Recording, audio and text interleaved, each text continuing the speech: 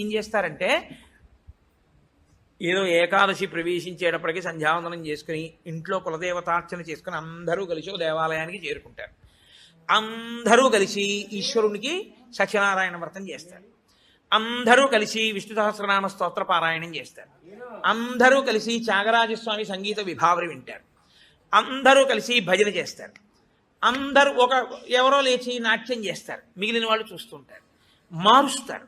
మార్చి మార్చి మార్చి మార్చి భగవత్ శబ్దమునందే లీనమైపోతారు. ఏది చేస్తున్నా ఈశ్వర నామం పడుతుంటుంది.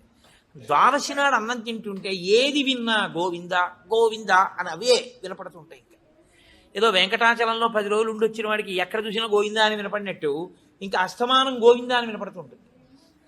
అంతగా నువ్వు ముక్కోటి ఏకాదశిని చెయ్యగలిగితే, అలా చేసినప్పుడు నీకు 3